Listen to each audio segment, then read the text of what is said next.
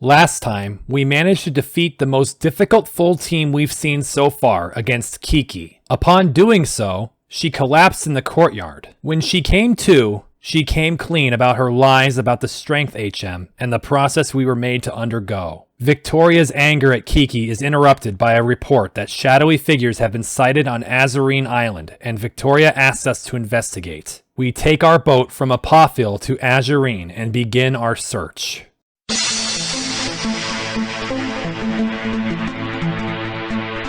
Of course, you'll want to start up your item finder. It's going to get a hell of a workout here. Use lily pads to walk across the fetid water and pick up any items you find.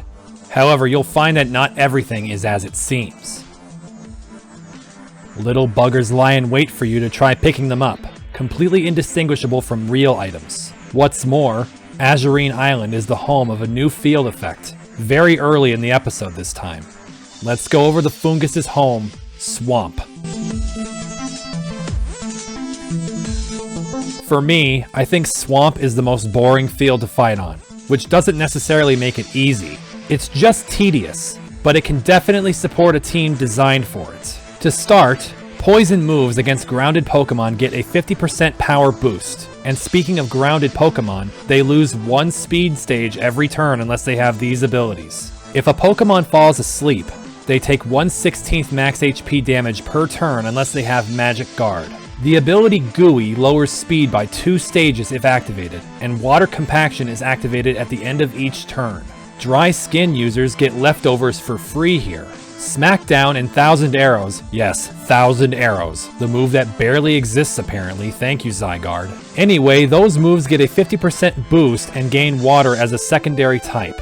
These moves gain a 50% boost, while Bulldoze, Earthquake, and Magnitude lose 75% of their power.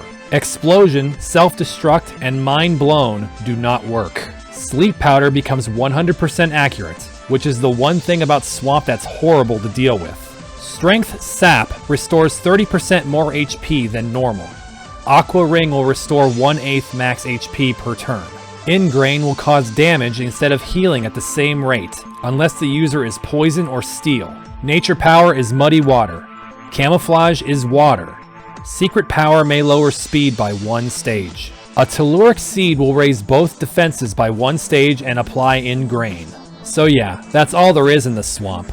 Not a lot of changes here. If you're a poison user, I guess this is a nice place to be, but it doesn't really offer any sort of major benefit, unless you're a Moongus. This is another of those poison fields that feels cramped next to the other poison fields, and I feel this is mostly here as a set piece for Azurine Island rather than as a major hazard.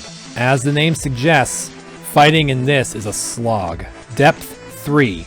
Difficulty 3.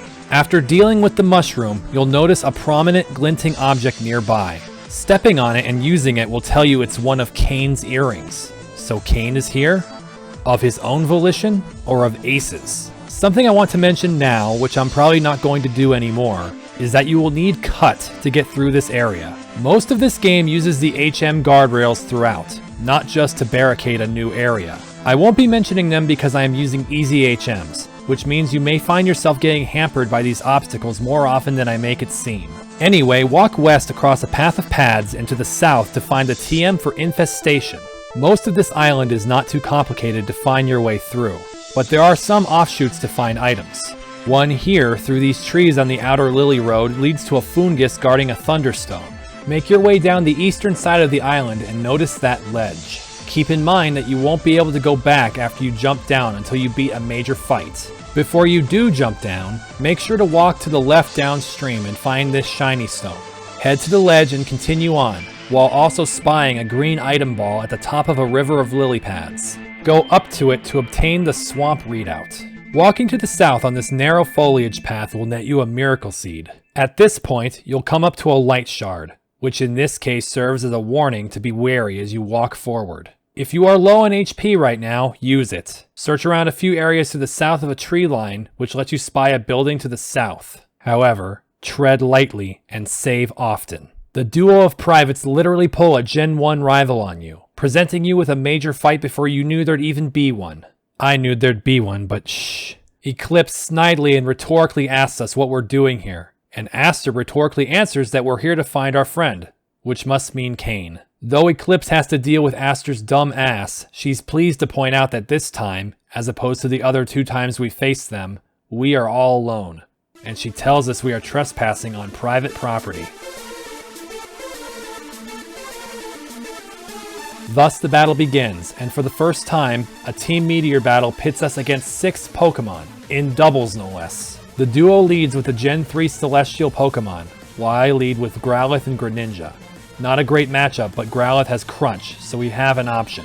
Greninja immediately gives me an early lead, as his first Water Shuriken knocks down Solrock.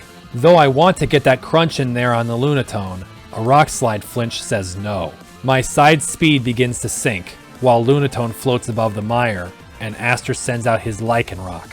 I know that thing can hit hard, so I make sure to Water Shuriken it first. However, even though I crit the first hit, I can't put down Midnight yet. It then responds with Rock Slide, which cuts Growlithe down, and then Lunatone uses Rock Slide. Rock Slide, Rock Slide, Rock Slide! But fortunately, Greninja survives both of them, all but assuring that Lycanroc goes down on the next round. I bring out Meowstic, who will use Fake Out on the first turn to cancel Lunatone's turn while I end Midnight with Greninja. Then something cool happens. The Swamp speed reduction on Meowstic triggers her competitive, giving her a double stage of special attack. Next out from Aster is Passimian. I'm really bad remembering the Gen 7 monkey's types, but once I look it up and find out it's fighting, I go for Psychic on the Footballer, while Greninja gets to hit weakness again. Greninja's luck is high in this fight, as he gets a 4-hit to destroy the moon. Meanwhile, I'm not sure if a full-speed Passimian is faster than my Meowstic with -1 speed, but turns out she is, and a Psychic is definitely enough to down the Simian and make this a 2-on-1. After ignoring Learning Signal Beam, Eclipse finally sends out her second Pokemon, Oranguru, the other Gen 7 primate. I think, oh, this is the Psychic one, so let's use Shadow Ball, and Water Shuriken of course.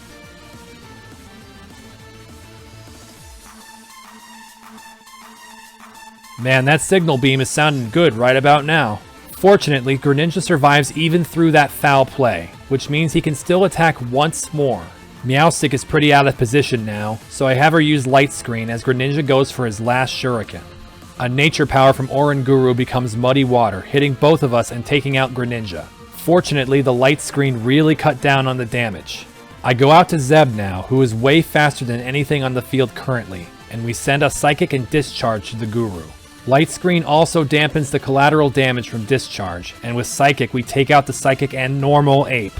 This leaves us with one more opponent, Midday, which makes me a bit nervous since it's so strong and my Greninja is out. Worse, with no speed loss, Lycanroc already outspeeds Zeb and hits us both with Rock Slide, as Discharge hits it and Meowstic. Meowstic is still alive even though she's taken a beating, but massively frustrating is that flinch.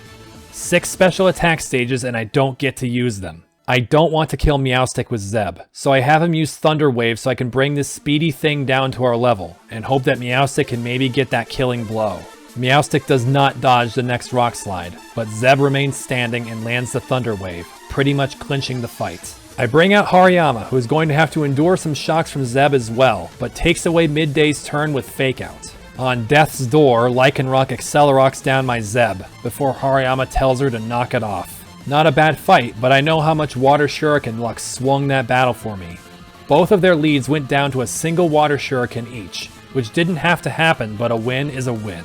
With that, the duo relents, but Eclipse taunts us with the fact that, even if we know Kane's here, we don't know how to find him. Aster wants to rub it in too that we'll never find their secret lab. Once again, Eclipse face palms at Aster's idiocy, and then interestingly shows some humanity. She tells us that they already know about Kiki collapsing, and isn't excited about the prospect of attacking a Pawfil. She even talks personally about her own father. Once again, she shows that her loyalty to Meteor is shaky at best, and that her influence is very small. After Eclipse belittles Aster's attempt to cheer her up, she then tells us a clue and promptly leaves. Hey, is that a life shard? Heading west from where Aster and Eclipse ambushed you is a fork in the road. North leads to a ledge that will allow you to return to your boat, while south is your goal. Weaving around one more batch of conveniently placed lily pads brings you to the building that you saw earlier. Head inside and you'll immediately notice a pulse readout sitting on the table. Load it up to reveal the plot for Apophil's attack. A Camerupt. What's going to jump out at you right away is this ridiculous stat line. But what's worse is what this thing's ability is. Sturdy. Sturdy? And that health? Does this mean it's a Shedinja with sturdy? That's going to be a problem. But if we have something like hail or poison, then we can manage against it. If it weren't for Aster giving it away, then this would seem to be the only thing to find. But of course, we know better. So push aside this machine to find the secret. Entering into the back room thanks to Eclipse's hint, we find a healing station in PC. Gee, I wonder if there's a major fight coming up. Step forward and discover that Taka is also here on Azurine Island, with a Camerupt waiting in the cell on the right, and Kain imprisoned on the left. Taka is surprised about your appearance, but actually apologizes for Kain being trapped here, confirming it was Ace who brought him in. Taka goes on to explain how Azurine Island was supposed to be used as a breeding and repopulation center for Reborn, but that it too was squashed by Meteor. Kain yells that the Camerupt is the key to the attack on Apophil, which Taka just confirms, going further as to explain how. He just nonchalantly divulges how Meteor will use a pulse Camerupt to annihilate Apophil with an eruption from Mount Pyrus, all to make an example to the rest of the region. At this point, Taka decides he needs to use force against us, though is pretty nonplussed about it. Nevertheless, another battle with a Meteor admin begins. Unlike the privates from earlier who could scrounge together a full team of 6 between them, Taka is only able to bring 4 of his own. The first one is Klefki, to my Growlithe. It is faster than me and goes for foul play, which doesn't seem to have the power to 2-shot as I return fire with Flamethrower. I was thinking I had the kill here, but I didn't realize that Growlithe's ability Justified, which went off last turn, now causes Klefki's second foul play to be enough to kill. That's a poor way to start, but I bring in Greninja to out-priority the keychain and bring it down. This causes him to bring in Exeggutor. I go out to Camerupt to be able to blast it with fire. Crap, it's this one. My Grass Psychic hopes are dashed with Grass Dragon Reality, without a Vanillish to bail me out. I still go for Lava Plume anyway, as I'm smashed with a Wood Hammer for most of my health. Lava Plume with a burn deals moderate damage, but a Citrus Berry puts it back in the green. After going down to a Dragon Hammer, I decide to go with Hariyama to fake it out and let Burn whittle Neki down while I'm setting up Guts. Exeggutor goes for Nature Power Gear Grind to do quite a bit of damage, while I go for a knockoff that, since he's empty-handed now, doesn't get the power boost needed for a kill, even with Burn.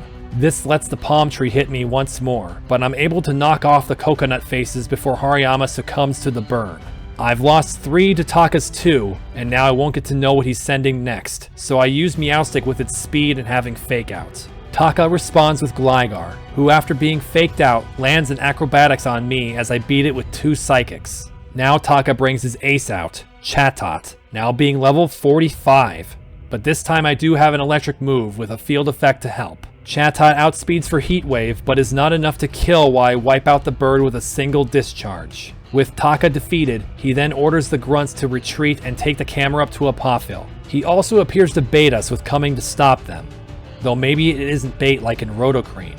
Doesn't it seem more like a request? In any case, Team Meteor walks out of here with a Camerupt, what the hell am I doing, and we go over and free Kain. He relates how he was right about Ace, who knocked out Kain in a flash.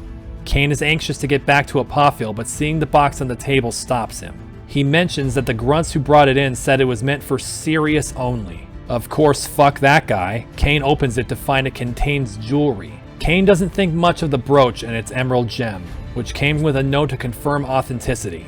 Kain doesn't understand it, but decides to keep the emerald brooch anyway. That seems like a really good idea. Kain then insists on getting a move on, and asks if we want to go with him at instant speed. Whether you do or not, you'll eventually make your way back to the boat. It's time to head back to Apophil. When we get back to where Victoria last was, this girl tells us Victoria had just rushed out of the room. The girl at the entrance tells us the same, and that Kain was with her. Before we head up the volcano that is currently being targeted to explode and destroy the entire island, let's watch the news. No rush or anything. Gossip Gardevoir talks about the decommissioning of Black Steam that we undertook last episode, but goes on to say that the water doesn't seem to be clearing up. Is there another factor at play? On the next channel, Gardevoir is interviewing that person we've heard about frequently by this point, Titania. Oh, well, she tried to, but Titania's gone. Guess we're gonna have to wait for a while longer. Finally, we listen in on Arclight's rundown, who introduces an entirely new person, Aya, the newest leader of the Reborn League representing the Poison type. It's Arclight who is the first to inform us that Aya is Kane's sister. Arclight makes it sound like they came to an agreement about the role of gym leader together, but something doesn't seem right. What sounds even worse is that Aya lives in the Bixbysian wasteland. Why? What sounds even worse is that Aya is another doubles battler. Why? To end this avalanche of information, Aya's ace is revealed to be Dragalge. Not a typing that does a whole lot to cover weaknesses, but still a threatening choice. With that, we can begin our trek to the pinnacle of the volcano. We head for the entrance and quickly find Kane and Victoria confronting a guard. We learn though that he is using the best strategy possible, just standing there. After all, we can't move past the guard if he's standing on the only tile to access the entrance. Probably the smartest grunt I've ever seen.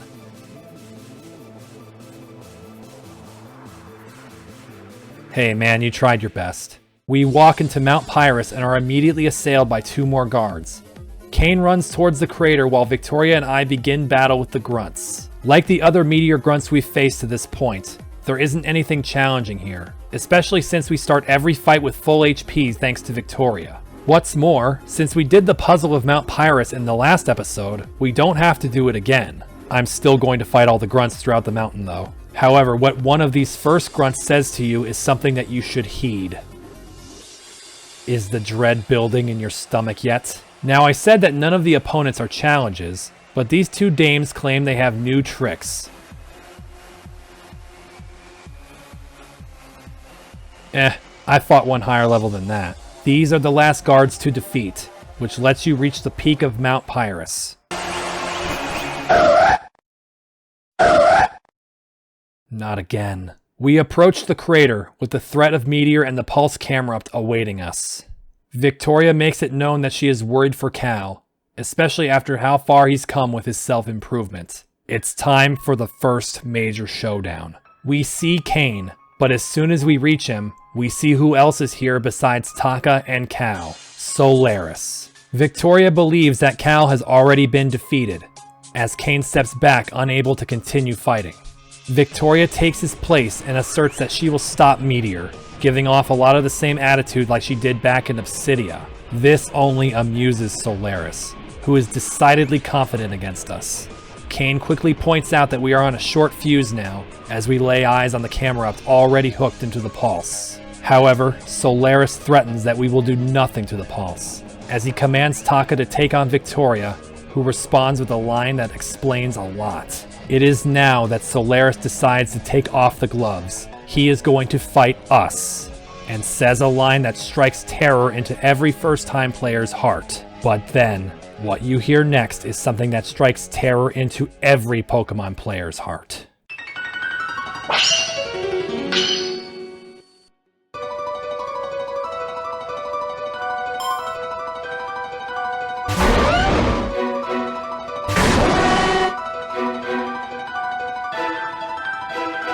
This is it. What you see before you is the true face of Reborn. If you want to see the end of the game, you'll be expected to deal with opponents like this. A level 75 Garchomp, and set to the most feared of all champion themes, the one to whom Garchomp owes its reputation, Glitch X City's rendition of the champion theme of Cynthia.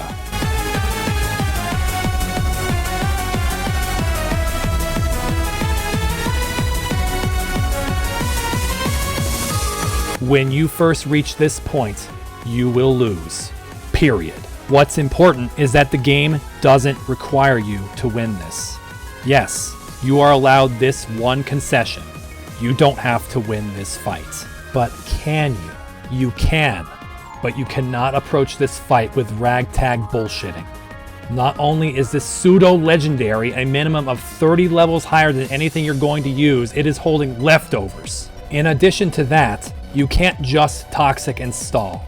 Solaris has 2 full heals. Trying to force Toxic to work is not something that you can hope to do. But there are ways. I have now stared down this Garchomp 4 times. The first time, so long ago in episode 14, I did what you'd expect me to do. Lose. Horribly. There was no chance. A priority move takes off 1 or 2 pixels of HP, and after it crushed me with Dragon Rush, Stone Edge, Earthquake, or Fire Fang, leftovers would heal it completely. Thankfully for playthrough 1 me, this is an unwinnable battle, as you sometimes see in RPGs. But because of a hard drive failure, playthrough 2 me now stood before Solaris again, and this time I wanted to beat him. After all, if you break it down to bare bones, Solaris is using 1 Pokemon.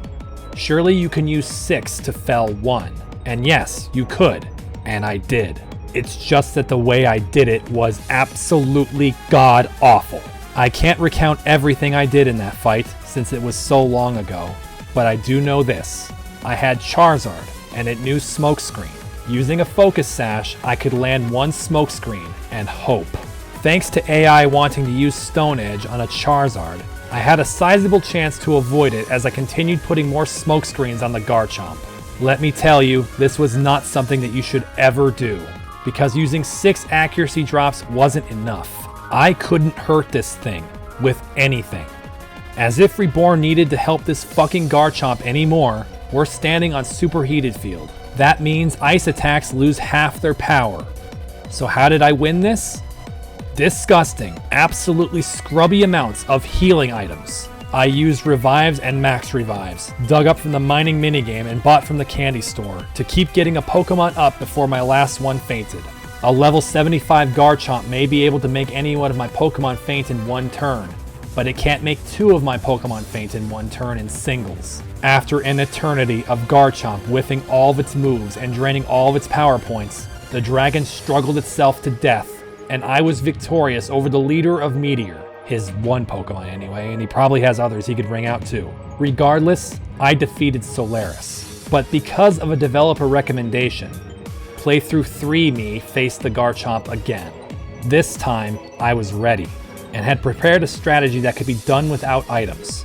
A Dusclops with Curse. It involved getting a Quick Claw to land the Curse, and then a matter of going to Meowstic with Fake Out to stall a turn. When Garchomp goes to attack Meowstic, switch to something else to sack them, then bring out Meowstic again to stall another turn. This was required since leftovers kept Curse from killing in only 4 turns. I remember that it came down to having only 1 Pokemon alive as the Curse finally drained the Garchomp, and I had defeated Solaris for the 2nd time. This time, I had managed to do it in 1 attempt and without items. But then, because of complete and total obsession, playthrough 4 me returned for hopefully the final time to face Solaris on the top of Mount Pyrus. What would I do this time? Simple. I would turn Solaris's words back on him. It won't take me more than a single Pokemon to delete him. And it won't take me more than 1 single attempt. In 1 turn, in 1 move, in 1 attempt, I break free of the fear of Garchomp. I defeated Solaris atop Mount Pyrus despite the massive level difference. But unfortunately, this does not demonstrably change what happens next. Despite us making the Garchomp faint, it remains standing, apparently due to Solaris using healing items on it. Son of a bitch, I stole his line and now he stole my first strat! However, it is true. If Solaris has a team of 6 level 75s, I don't have 6 Houndooms with Destiny Bond. That wouldn't even win the fight anyway. The point is, there is no way we could truly stand up to Solaris now, but that isn't how Kiki feels right now. Kiki has reached the summit to victorious shock and worry, and draws her ace in front of Solaris and his ace. He mocks us for our weakness as he reminds us of the impending doom across the mouth of the volcano. However, Kiki will not stand to hear of her own inability, and commands her Medicham to attack the Pulse. And this is when it all goes wrong.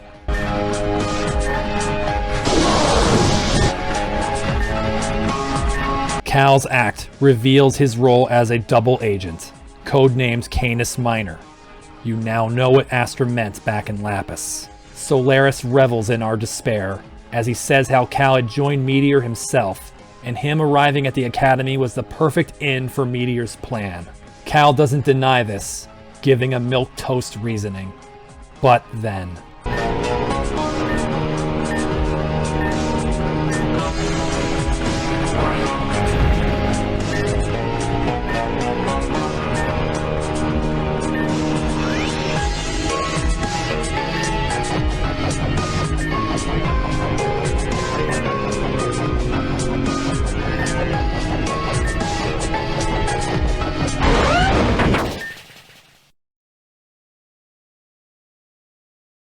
For the first time since we've seen him here at Apophil, Cal is furious at Solaris. Solaris coldly minimizes the blood on his hands, saying that Kiki was doomed to die to the eruption. But Cal has backed away from Meteor's plan, causing Solaris to mention that Cal's brother had already warned Solaris of Cal's weakness. Cal affirms that, saying he learned and accepted his weakness because of Kiki, and knows that real weakness is doing nothing to help. For that reason, Cal stops doing nothing and commands his Magmortar to do what Kiki and Medicham couldn't. He destroys the Pulse. Solaris darkly brands Cal traitor and lays the blame of Kiki's death on him. He finds no more reason to remain and leaves with his son. Cal attempts to apologize to Victoria, saying he never wanted this, but Victoria explodes at him. Victoria screams daggers at Cal, threatening to make him join the Medicham he threw into the lava. He begins saying something, but Victoria cuts him off and demands he leave.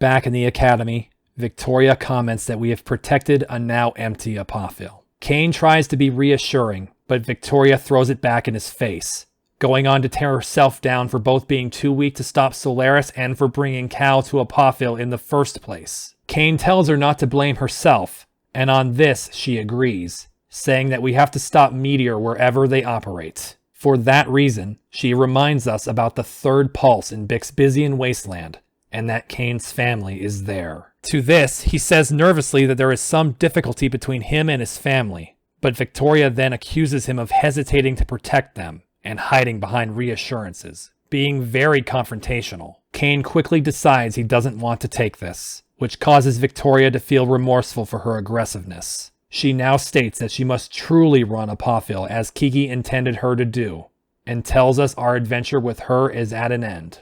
She tells us that we must take down the third pulse in the wasteland, and that she will continue the search for the strength TMX in the meantime so we can save the kids. It is at this time that I want to talk more about Kiki, particularly from a historical perspective as a way to show the growth of the game once again. Much the same as Corey, before the final release of Reborn, Kiki was in fact the active fighting type gym leader, and victory over her was also supposed to reward us with a new badge. However, like we already saw, she passes out after the match ends. A rather weak explanation was given for why she can't give the badge yet, and we move on to Azurine Island in Mount Pyrus. After Kiki's death, the matter of the badge comes up again. We were told then that, because of Kiki's death, the badge she would give was no longer valid in the eyes of the League, and so we will not receive it. We would have to fight the fighting type reserve leader, who would now assume the active position. This ends up being Samson, who we have already established in this series is the active fighting leader in the final release. So instead of this apparent rug pulling, Kiki was instead explained to have retired from the position, and so the badge is no longer expected and this clumsy thread was fixed. Again, great job to Ame for rewriting the story to avoid confusion and frustration. There's one other minor point I wanted to make, seeing as how we didn't have a musical history lesson at the start of this video, and that is to do with the scene we just completed on the top of Mount Pyrus. You see, when we were up there just now, The track playing was a slowed down version of that same villainous track that plays for Meteor most of the time. To be clear, that track is Glitch X City's first remix of Shoal Cave from Ruby and Sapphire. Yeah, does that blow your mind? It's quite a massive change in intensity from the original track, and it won't be the only remix of that song that we'll hear. But that wasn't the track that first scored this scene. Let me dub in the music that did play.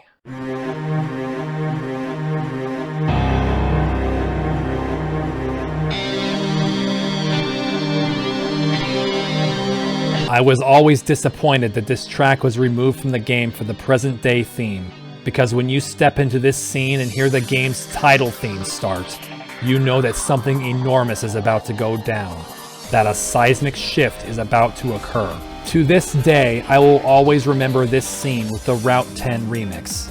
It's the moment when Reborn stops messing around. It's the moment to overcome both unbelievable adversity and gut-wrenching horror.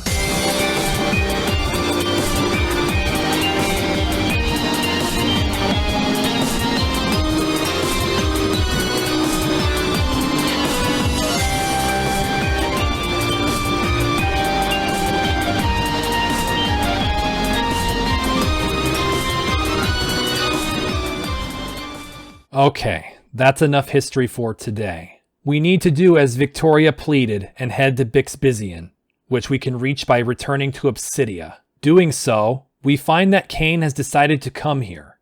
He says, though, that Victoria was right about him hesitating. Though he does not want them to get hurt, he doesn't want to go back there, but knows he has no choice. He unlocks the gate and proceeds onward, as we do as well. Once again, the NPCs here tell us of the strange affliction of the wasteland, where random objects appear there from anywhere, creating a bizarre and utterly inhospitable locale. We exit Reborn's city limits for the second time to hear this.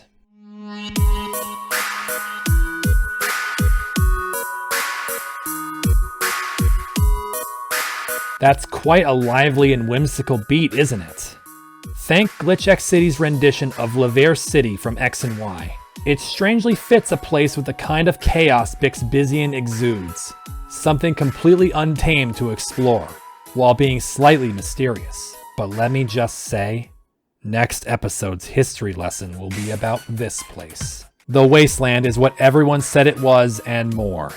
A decrepit dumping ground for some unseen force. All manner of debris lay everywhere, and your item finder is going to be doing overtime today. Navigating the wasteland is a chore, but there isn't as many paths as you may think. As you scour the purple earth for items, you'll find what directions are dead ends, and know that you'll have to go southeast over these conjoined staircases. Nearby, though, are two graves, which read... These graves, Corey and his wife, if she is named Elena, didn't have headstones, only wooden markers. What are these? I should point out that this track in-game is titled Find Muck. Just so you know. Jump down the ledge nearby to head south, through an archway we saw at Apophil Academy.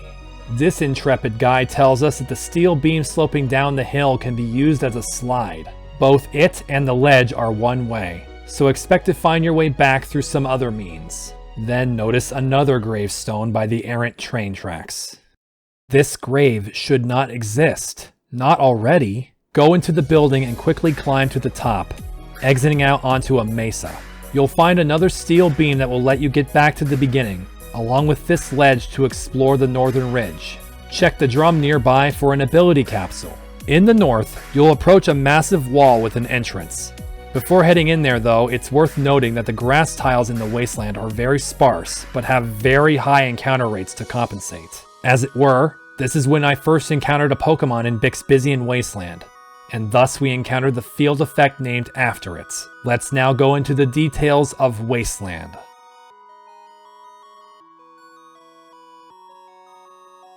Yet another poison-based field effect. This one is much less about buffing poison attacks straight up, and more about exploring the poison status and other statuses and hazards. Interestingly, it is very similar to the other field effect shown in this episode, Swamp. Here's what we're looking at. First, these 3 abilities have their activation chances doubled. Damage caused by liquid ooze is doubled. Grounded Pokemon with Poison Heal will restore 1/8 max HP each turn.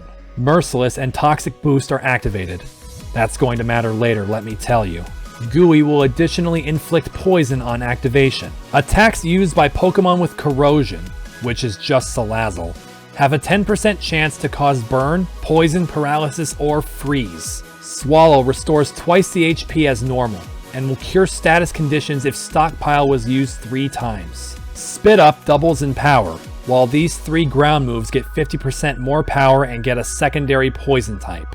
Power Whip and Vine Whip gain 50% power. These moves gain 20% power, while these 3 moves lose 75% of their strength, just like in Swamp. Now comes the more status and hazard-centric aspects of Wasteland. Entry hazards don't act as usual. Instead, upon use, they are consumed by the field, and at the end of turn, they are shot at the Pokemon on that side of the field, causing the following effects unless the Pokemon is semi-invulnerable. Spikes take away 1/3 max HP to any grounded Pokemon. Toxic Spikes inflict poison and deal 1/8 max HP damage to the grounded Pokemon as long as they are not poison or steel type. Stealth Rock deals twice the damage it would normally deal. Sticky Web lowers speed by 4 stages. On the status side, certain moves gain the ability to frequently afflict Pokemon with ailments unless they have Poison Heal or Toxic Boost. Poison and Steel type are also immune unless hit by a Salazzle, and immunity will also stop the ailments unless it is hit by these abilities. Oh no, watch out for the Reshiram and Zekrom. The relevant moves for this mechanic are the following. Acid Downpour will randomly inflict burn, poison, paralysis, or freeze 100% of the time. Octazooka has a 50% chance to lower accuracy and inflict one of the aforementioned 4 ailments. Gunk Shot, Sludge, and Sludge Bomb have a 30% chance to inflict the same. And finally, Sludge Wave can do as such 10% of the time. As with other poison-based fields, Venoshock will always have base 130 power, disregarding the target's poison status. Venom Drench is applied no matter if the target isn't poisoned. Leech Seed will deal and heal double, 1/4 max HP. Nature Power becomes Gunk Shot. Camo is a type I'm sure you can guess. Secret Power may, once again, inflict one of Burn, Poison, Paralysis, or Freeze. A Telluric Seed will raise both attacks by 1 stage and place Stealth Rocks on both sides of the field. Ouch. As you can see, this is not a bog standard poison field.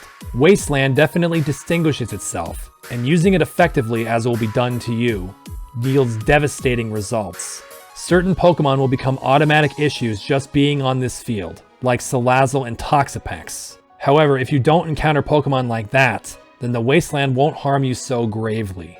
Also, it is only found here in Bixbizian, so if you aren't here, you won't see it. It may not be the most punishing field, but you'd better watch it, because the Waste is watching you. Depth 5. Difficulty 5. Now, before entering that cave, open this barrel for another Ultra Ball. Sweet. Go into the cave and head left first. Go back outside and find a lovely cotton candy sitting in this toxic waste dump. Nearby, this door is locked and won't be unlocked for a long time. Heading back into the cave, when you near that rock smash stone, you'll find that strength also impedes you, so there's nothing else to do here for now. Now leave the cave and head east, and you'll see something familiar. There are those canisters from Corey's gym. You can even interact with the one with the visible console. Click it to turn them red. Now jump over the ledges to the south and retrace your steps back to the top of the building and mesa. Then roll down the hill to the east. Pick up some items to the south and notice another ledge. Jump down it to find another reactor to click, as well as the readout for Wasteland Field. Jumping down the next ledge brings you back to the entrance to the building. Head back down the east chute and start heading up. You'll find another small house to pass through, and in the statue behind the fence, you'll find the closest thing to leftovers that you're going to get for a good while. The black sludge. Oh yeah, the poison-only leftovers. Though poison is probably my least favorite type, it would be definitely worth your while to use some kind of poison type to make use of this item. Another cave entrance is here, but you are quickly barricaded by an even more impassable obstacle. An RPG Maker tile. Leave the cave and head back south. cross the railroad with the backwards train, and flip the switch on another reactor. Take a closer look at the red crystal on the ground to the right to get a poison barb. Going to the south some more, we encounter another light shard. Uh-oh, ambush? No, not this time. First, here's an important tip. This wall is climbable. This area may throw you for a loop if you didn't know that. However, down here are 2 locked doors. We must need a key or something for those doors, and oh. Well, I guess they're just as in place here as anything else. So once again, we encounter Ace, standing at a console that is powered up. You're going to question that in this place? Speaking with Ace, they tell us that their reason for being here was due to the one truth they told before they betrayed us. That there is a pulse in Bixbysian that they didn't know about. Ace admits that not only was it not one they knew about, as far as they know, it wasn't made by Meteor. Ace came to the wasteland to figure it out, but has apparently been frustrated immensely by the landscape. Despite those troubles, Ace teases that they did find out the answer.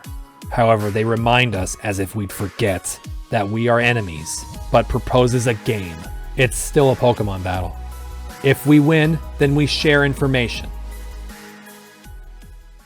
Ace, I know what you're going to say. My information, however, would be more troubling than anything you could ever imagine. But my in-game character can't speak, so anyway, it's time for Ace of Diamonds. And this time, they are a sold-out show of 6 Pokemon. Starting first is Delphox, to my Meowstic. If you have the least bit of memory, you'd know that I called this line of Gen 6 Fire Starter Ace. And you'd also know that it would be strange for an enemy trainer to put their Ace first. That's why I used the fake out first to reveal that it was Zoroark. Yes, totally why I did the fake out. I totally wasn't gearing up to throw a Shadow Ball next. This quickly informs you that Ace has made huge strides on evolutions. This fight has no NFEs. Meowstic did good to expose the illusionist, but now she needs to get out and have Hariyama do the dirty work, who takes Zoroark's punishment very easily. However, the Zoroark also decides it isn't going to wait for the vital throw, and Ace instead sets a Mismagius in front of him to obviously make him whiff. What Ace wasn't ready for is the knockoff, with Mismagius only taking half of Hariyama's remaining HP before getting one-shot. I won the musical chair's opening and seized the tempo, as Ace prepares to send out Honchkrow. I switch to Zebstrika for the obvious type advantage, but then I remember something as I choose my move. Honchkrow, who is reported to be a great abuser of Sucker Punch. That's what you get, you damn annoying bird. I was happy to make that play, as Ace then prepares to send out Delphox. Delphox? No. I go back to Hariyama despite his low HP and get ready to Vital Throw. This lets Delphox low sweep me, but it's not enough, and one Vital Throw breaks the Zoroark's illusion and back. Now Ace will send a Clefable, which pisses me off because once again, fairy checks are absent from my party. Instead, I go into Zeb to hamper it with Thunder Wave, which fortunately connects. This is really good too, because it does a belly drum. That's a big problem, especially after I hit it with a discharge and don't kill, while it heals 25% with a citrus berry. But luck graces me with a paralysis proc. I capitalize immensely with a discharge that is just able to beat the Clefable. By the way, Ace does really like hunting shinies, huh? Gotta get that theming going on. With Zoroark fainted, next up is the real Delphox, so I leave Zeb to paralyze. However, the Mystic Fox is faster and downs my Zebra. Now that I know it's really the Delphox, I go back to my counter pick from the start of the fight, Meowstic. After a fake out, Shadow Ball does a good amount of damage while Foul Play is less potent against me. I wasn't sure if the second Shadow Ball would kill, but it did, a favorable range for sure. This leaves Ace with their last Pokemon, Bronzong. Considering I have 2 fire types, I have no worries. I send Camerupt, and we learn who is faster, the Camel or the Bell. The Camel. Even with the Bronzong making use of the Seed effect of Wasteland for additional Stealth Rock damage, Camerupt tanks it to go on and win. What a satisfying first try. Again, previous playthrough me struggled badly on this fight, mostly because I wasn't so used to Zoroark bullshit, Sucker Punch just being everywhere, and so on. Though I will still call out that lucky paralysis. It did make the difference. Speaking of previous playthrough, the last time I fought Diamond Ace, my team looked like this. As you can see, I had already gotten Arcanine by that point, though it won't be too much longer here. Along with a water starter, albeit a different species, 2 of my current team were there before, though male Meowstic can't learn Shadow Ball naturally, which really hurts his coverage. Luxray instead of Zeb, and Dusclops, who I highlighted earlier. Team HP looks better than I made it sound a minute ago about losing over and over. Coming out a winner in this fight has Ace convey their findings with us. It turns out that the pulse we seek is a prototype, and incomplete at that. They don't know why it's here, but offers this phrase to mull over. Ace then assures us that the pulse is inactive and useless to Meteor, and that we needn't pursue it. Ace knows we aren't likely to trust them again, so they tell us we may seek it if we still want, though it will not matter to Meteor, and not caring about it anymore will be just as well. As for Ace, they prepare to depart, while giving us directions to find the gym within the wasteland. They go on to mention how the people living there are the kind Meteor does not intend to harm. They are more aligned with nature than the rest of the city. With that propping up of Meteor's goals as natural order rather than murderous terrorism, Ace is gone in a flash. Clicking the console they left behind. Oh no. Okay. Go now to the right and find that one of the 2 doors is unlocked. Inside this building is a man somehow eking a life out in this miserable place, who explains the history behind the wasteland and how it came to be. He says that the trash piled up from an unknown source, and that the people of Reborn worked to clear away all of the debris and erect the buildings here. However, as if overnight, the filth returned, and the city walled off the wasteland to abandon it. Go up the building now to the roof, and slide down to the right. That item on the right is a lax incense. Slide down the nearby beam to the left and find a heart scale and another canister. To the right are only ledges from other areas, so redo the steps to get back to the top of the previous slide. Slide down the right beam now to be in the last open area of the wasteland. In the very top right of this area, you'll see what will be the last reactor to change. At this point, you will have completed the puzzle, and you may already have an idea of what that is. Head back to the other locked door to find that it has indeed opened. Take a step inside and walk down the stairs. If you are not using Easy HMs, then this area will be very dark without flash, but Easy HMs automatically turns on the lights. By the way, I completely forgot to mention that beating Shade allows flash to be used outside of battle. Now walk through the Bixbysian tunnels, which for the most part are not nearly as confusing as the surface. Take the only paths you can see, and head back outside to slide down several more beams. You'll find this hiker who will tell you a password to use if you want to remove the mechanic of random damage ranges in battle. Kind of a cool idea, though for me it seems too severe to alter such an established piece of the battle system. Heading through another cave, you'll come outside here, in a place that seems like a dead end. Be aware though, that's a ledge, so you can continue. In this section you can find 2 barbs, one sticky and one poison. You can also read this sign that says, "Shade said this. Why is it written down?" You can exit this area by jumping down the ledge to the north, but why would you do that when you can head ever deeper into this madness? You enter the next cave to find Bixbysian Grotto, which sports more mining rocks and more of those barrel reactors. A bookshelf in the back of the room blocks an obvious doorway, so hit both canisters to move it aside. This will lead into a room of branching paths. We'll go from left to right, starting with this rock hiding a sunstone. The second wheel spoke leads to a room with this odd, noticeably different stalagmite. Upon interacting with it, if you had managed to mine up an odd keystone, then you'll encounter the Pokemon associated with it. Yeah, already get to catch one of the Pokemon that used to have no weaknesses, till Fairy ruined that. Catch the Spirit Tomb and head over to the next room. This room simply contains the Payback TM. The fourth path has nothing to grab, so we have one last one to look at. We walk through the third and final door, but quickly we find...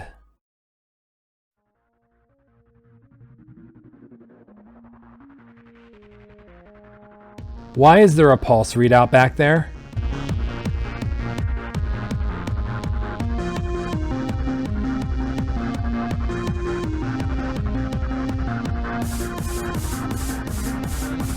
We found the third pulse. Yeah, I'd better turn this on. Once again, a level 65 plants itself in front of us, with a little friend there who is going to complicate matters. Meowstick is the right choice for this moment, but unfortunately this garbage pile who wanted a hug is faster. Meowstick doesn't get to land her psychic, but Greninja puts down one smokescreen as the extra bag puts down toxic spikes, which then erupt into Greninja and poison him. Next best choice to deal with the pulse is Camerupt, especially since we aren't outspeeding. I do out-prio it with Water Shuriken, only to do next to nothing, which Garbodor makes then literally nothing with Drain Punch. Oh boy, a healing move too. Trubbish once again uses Toxic Spikes, which is what it will do unless I say otherwise. I do get to land Earth Power, which does a decent chunk of damage, but this overflowing waste dump also has a Black Sludge. Again, everything will have leftovers or something like it, just not you. I want to turn to hit the Toxic Freak without it immediately blowing down one of my teammates, so I send Hariyama to fake it out. Unfortunately, it also has the ability Gooey, which not only slows Hariyama, but poisons him too. Not that he wouldn't get poisoned with that Trubbish there. Camerupt Earth powers the pulse again, and we are getting somewhere, but this feels like a really one-sided race right now. However, Garbodor trips right at the finish line when he throws a Drain Punch and Greninja laughs from the grave as it misses. Camerupt blasts Mr. Biggles with a third Earth Power, and Hariyama sees that Black Sludge and says, "Knock it off!" Whew, that was fortunate. And of course, the remaining sack is a... waste.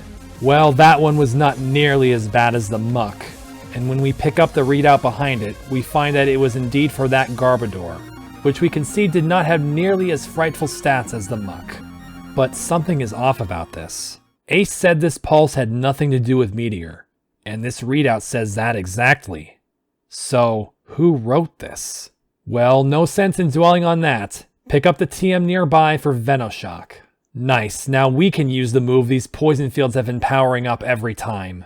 Before we exit this room, you may notice that another item is stuck behind a mining rock. Make a note of it to come back later. So that would appear to be the end of the tunnels. But that would only be true if you don't know the secret. The secret is to walk behind this reactor. How would you know that? Here's another focus sash. Oh yeah, one to replace the one you might have used against Solaris. Now the question is, when will be the next best time to use it? Looking at the other part of this room, you'll see that a strength boulder lives here too. So head to the west to go back outside and slide down another beam. At the bottom you can find this moonstone. Enter the cave nearby, climb up the ladder and go outside to be above the first door we came in from. Nothing to do? Let me go back in there. Wait, let's go back. The waste is watching. Well, despite knowing the secret within the secret, you can't advance on this path until you have strength. So it is now actually time to head all the way back. When you return to where you found the last canister, you'll see Kane standing a good distance from a building.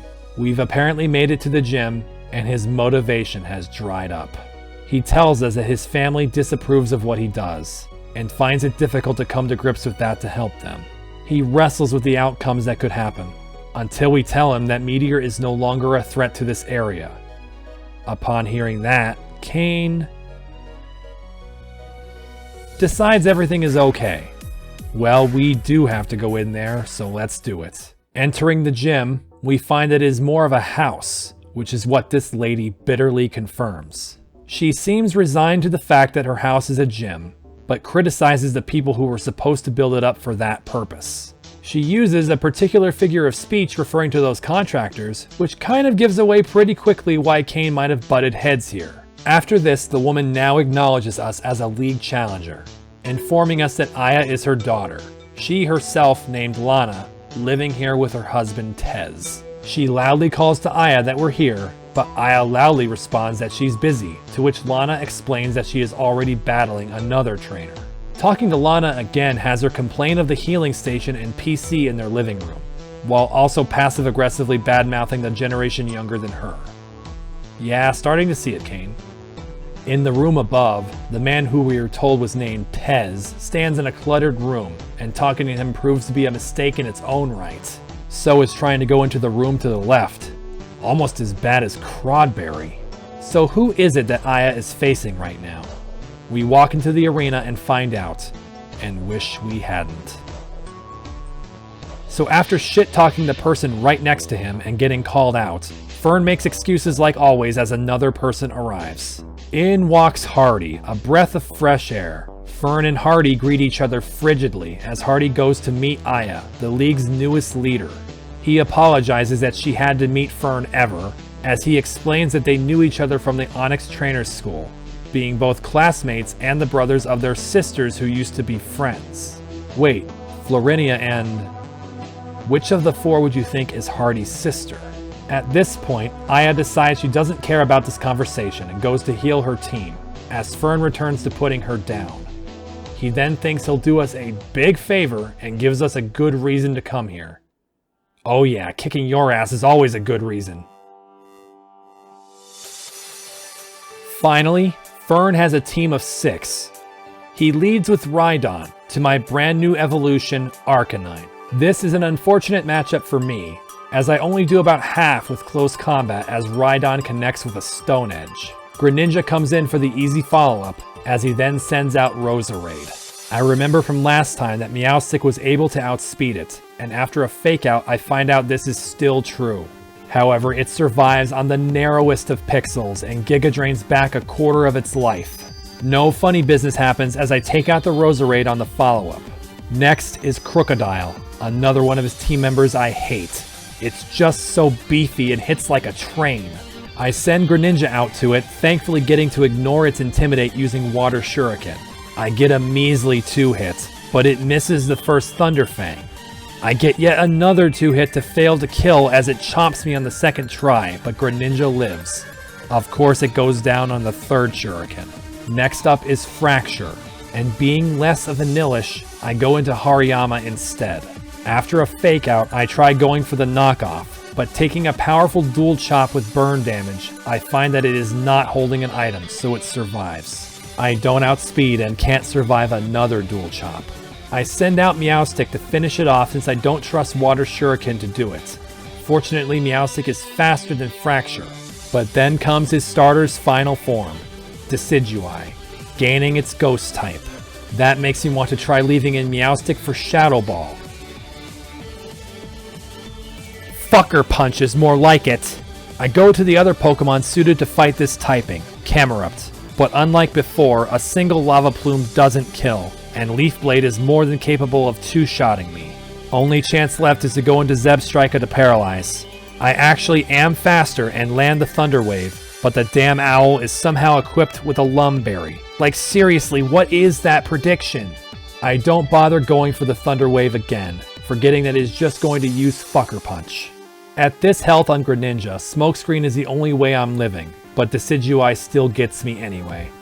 Would have been nice if I had an additional fire type, huh? So on the second attempt, I put the obvious choice into the lead and easily destroy Rhydon.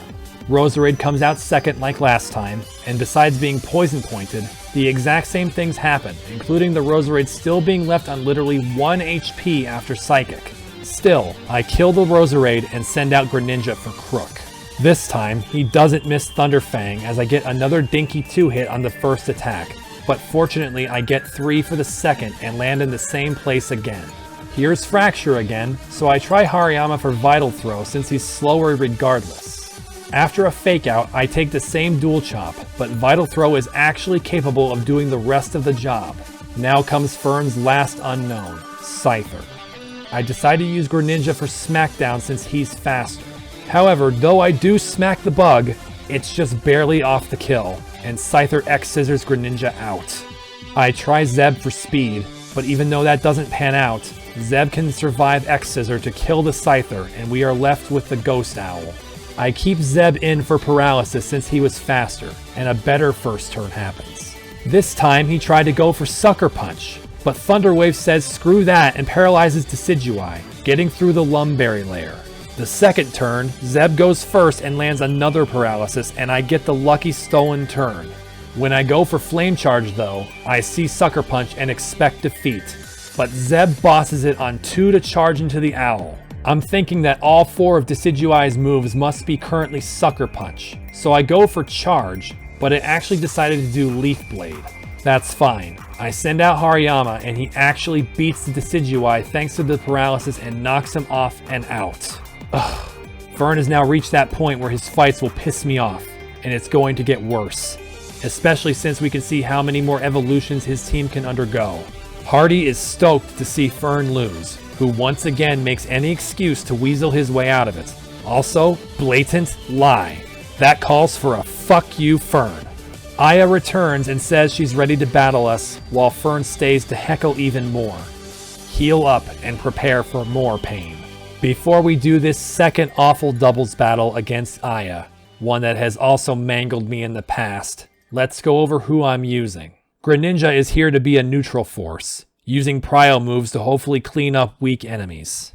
Meowstic will reign supreme again like she did in the Cory fight, hopefully being speedy enough for everything Aya throws at me. Unlike Meowstic, Hariyama is not fast, but he also has Fake Out, and will be able to keep opponents away if I need to focus something down. Speaking of slow, Camerupt is, but his ground moves will once again be immensely important. Zeb will be around for paralysis and speed, but is also pretty neutral. He's probably one of the most likely to be replaced. Finally, I have Arcanine, who I grinded up to obtain Outrage, a move ready to specifically counter Dragalge, and she's holding a Draco Plate. Though, looking up the move Outrage as I wrote this caused me to remember it chooses targets randomly, so now I'm not so sure how effective it will be.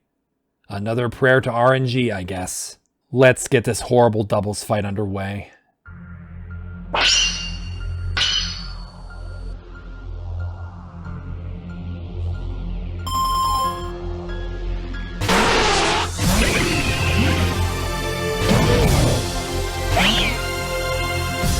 I lead into this fight Aya doesn't want to do with Hariyama and Meowstic, who meet her Toxapex and Nidoqueen, just 2 walls of health. I decide I really don't want Nidoqueen there, it scares me a lot, so I fake it out and Psychic it to kill it on the first round. Toxapex though uses Sludge Wave, and since it has Merciless, it will get permanent critical hits. We're doing that again? The damage it does isn't immense, but the fact it can hit both with crits is a problem. Out next is Venusaur, who I decide I want to focus down. Meowstic is fast as fuck and almost kills with 1 Psychic, but Venusaur's Power Whip gets a field boost to slap my Meowstic down. Hariyama is faster than Toxapex and gets to clean up the Venusaur, but a second Sludge Wave and poison damage defeats Hariyama. I go into Camerupt and Zeb, who synergize well here since Discharge won't affect my Camel while hitting weakness on the Urchin. Aya pairs her Toxapex with Drapion. Discharges the first attack out and does moderate damage, but then that damn Scorpion just demolishes my Camerupt with an Aqua Tail. Another Sludge Wave takes a bite out of Zebstrika's life. We are already in a bad way, as I send out Greninja. I have a terrible position here, as I want to hit Drapion with Water Shuriken, but I also want to hit Toxapex with Discharge. I end up doing both those things, and after getting 1 too few hits to kill Drapion with the Shurikens, Discharge goes second, takes out the Scorpion, and then leaves both of the water types on 1 pixel. Though Toxapex gets paralyzed, it isn't stopped from wiping out the last shred of Greninja and taking another chunk of Zeb. My team is exhausted, as Arcanine comes out to her Salazzle. Aya's side is just terrible for Arcanine, whose Heat Wave would do so little. Zeb will once again have to hurt its teammate while Arcanine just crunches the Salazzle. But Aya brutalizes what little chance I had by using a Hyper Potion on Toxapex, as Salazzle outspeeds and wrecks Zeb with Heat Wave. My Crunch gets a crit, but there's no chance now. Even worse, attempting to go for Crunch again puts me into a Disable Trap, causing my turn to be forfeit, as Toxic Spikes erupt from the wasteland to poison Arcanine. I have to go with Heat Wave for group damage, as Salazzle uses her wave first. Heat Wave does kill Salazzle, but Toxapex easily finishes me off. Oh, that felt bad.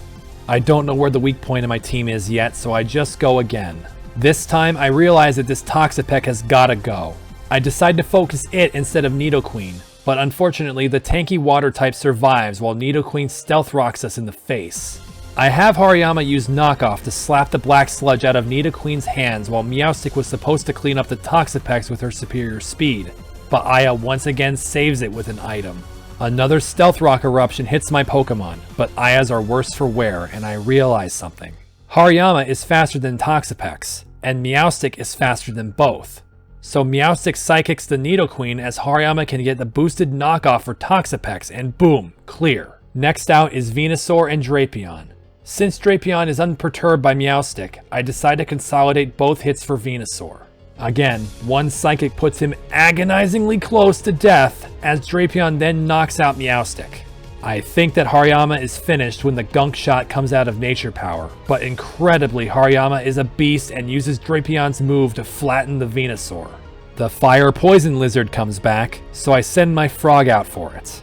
I focus up both attacks on Salazzle in case Water Shuriken doesn't kill, but a clutch 4 hit decks her. However, Drapion cuts off Hariyama's final attack. She's now down to 2 Pokemon, meaning her ace Dragalge is finally here. Side note, now that the Dragalge is on the field, Aya's team is basically a better version of Corey's when you look at the two of them. Aya has fully evolved 3 of Corey's team for herself, and last episode Kiki evolved the other NFE he had. I go into Camerupt to hopefully do something about the Drapion, as Water Shurikens also hit it 4 times. Unfortunately, I forgot it was the Drapion that killed Camerupt last time, and besides that, Dragalge also knows Hydro Pump, which does little to Greninja but was definitely intended for Camerupt. I don't bring in Arcanine yet. I want to be rid of the luck factor for Outrage, so Zeb comes in to discharge. I don't want Greninja taking that hit too hard, so I smokescreen the Dragalge to avoid weakness. Then Discharge devastates the field. All 3 Pokemon get paralyzed, and Greninja is barely alive, while Drapion is also in the red. However, it did almost nothing to Dragalge. A knockoff then blows through half of Zeb's health and Dragon Pulse gets rid of Greninja. I'm out of options now. Arcanine's Outrage has to be kind to me. I'm confident that Arcanine will get the chance to attack before Dragalge or Drapion can use a water move, as Zeb will Flame Charge the weak Scorpion. Formerly weak! Flame Charge does minimal damage, but it doesn't matter as long as the Outrage hits the Dragalge.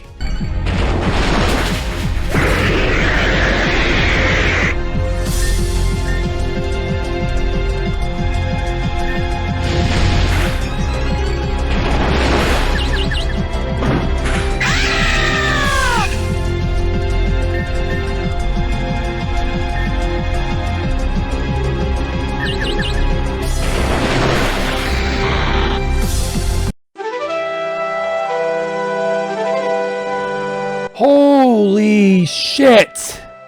The most clutch coin flips just won me that fight.